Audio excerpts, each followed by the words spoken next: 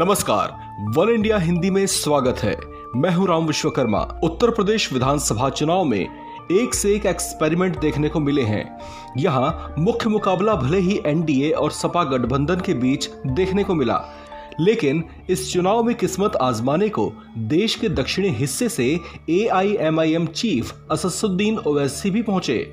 UP चुनाव में उन्हें दबी जुबान से सपा का वोट कटर भी कहा गया, क्योंकि उन्होंने सपा के उस पारंपरिक मुस्लिम वोट बैंक में सेंध लगाने की कोशिश की थी जो करीब 2.5 दशक से प्रदेश के चुनावों में सपा का जनाधार मजबूत करती आई है। इसके बावजूद ओवैसी पूरे चुनावी अभियान में यूपी में संभावनाएं तलाशते और पसीना बहाते दिखाई दिए। वे जहां जाते मुस्लिम समाज की भीड़ जरूर इकट्ठी होती, लेकिन उतनी नहीं जितनी जीत का आंकड़ा छूने के लिए जरूरी होती है। ऐसे में संभावना बनी रही कि वे सपा के इस वोट बैंक में सेंध लगाकर उसे भी बांट देंगे, लेकिन शायद कुछ हुआ भी वैसा ही। खैर, चुनाव परिणाम जारी हुए तो जैसी संभावनाएं जताई जा रही थीं, वैसी यूपी के सियासी मैदान में चित दिखाई दिए।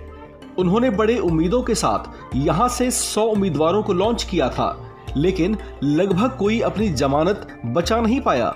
हालांकि इस बीच ओवैसी की लाज बची सिर्फ एक सीट पर, और वो थी आजमगढ़ की मुबारकपुर सीट।